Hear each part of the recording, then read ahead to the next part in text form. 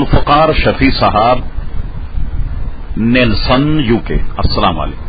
آپ کے ممنون ہیں کہ آپ نے ہماری ویب سائٹ اہلسنت.net پر یاد فرمایا. آپ کا سوال ہمیں موصول ہوا، جواب حاضر.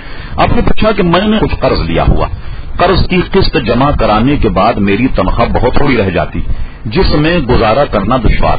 براہ کرم کوئی مشورہ دیں یا وظیفہ بتائیں تاکہ قرض سے نجات حاصل کر سکوں اور کچھ رقم کی بچت بھی ہو جائے.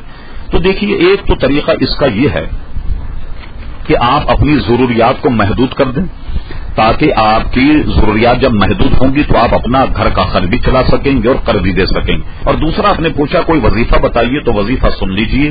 اگر آپ یہ پڑھیں تو اللہ تعالیٰ کوئی غیب سے راستہ ایسا نکالے گا کہ آپ کا قرض ادا ہو جائے گا. آپ ذرا ہمہ گوش رہیے، اس وظیفے کو آپ کہیں لکھ لیجئے. 100 مرتبہ آپ یہ وظیفہ پڑھیں، مختصر قرآنی آیت، اور 11 مرتبہ اول آخر درود شریف پڑھیں، جو درود شریف بھی آپ کو یاد. قرآن مجید کی آیت یہ ہے، اللہ لطیف بعبادہ یرزق من یشاء وہو القوی العزیز. دوبارہ سن لیجیے، اللہ لطیف بعبادہ یرزق من یشاء وہو القوی العزیز. اسے آپ روزانہ 100 مرتبہ